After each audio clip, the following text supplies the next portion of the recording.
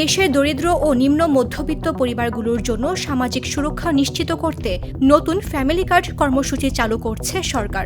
বর্তমান মূল্যস্ফীতির বাজারে সাধারণ মানুষের আর্থিক চাপ কমাতে এবং নারীর ক্ষমতায়ন নিশ্চিতে এই বিশেষ কার্ড একটি যুগান্তকারী পদক্ষেপ হতে যাচ্ছে।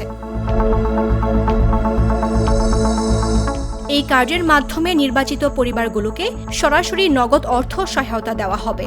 সরকারের পরিকল্পনা অনুযায়ী সহায়তার এই অর্থ পরিবারের নারী সদস্য বা গৃহকর্ত্রীর হাতে পৌঁছে দেওয়া হবে, যা নারীর ক্ষমতায়নে ভূমিকা রাখবে, যা এই প্রকল্পের অন্যতম বিশেষত্ব।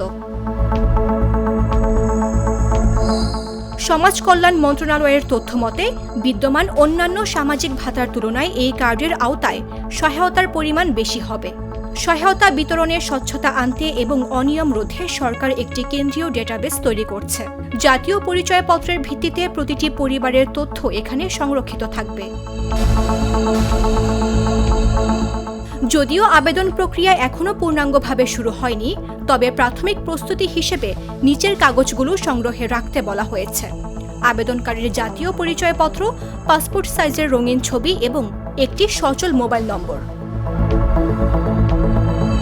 প্রাথমিক কার্যক্রম শেষে সংশ্লিষ্ট ইউনিয়ন পরিষদ কার্যালয়, পৌরসভা বা সিটি কর্পোরেশনের কাউন্সিলর কার্যালয়, সরকারি ডেডিকেটেড অনলাইন পোর্টালে আবেদন ফর্ম সংগ্রহ করা যাবে। প্রতি পরিবারে কেবল একটি কার্ড ইস্যু করা হবে। এই কার্ডের মাধ্যমে মাসিক নগদ অর্থ ছাড়াও ভবিষ্যতে সুলভ মূল্যে নিত্য প্রয়োজনীয় পণ্য পাওয়ার সুযোগ থাকতে পারে। মামদুহা রাইসা, জাগো নিউজ।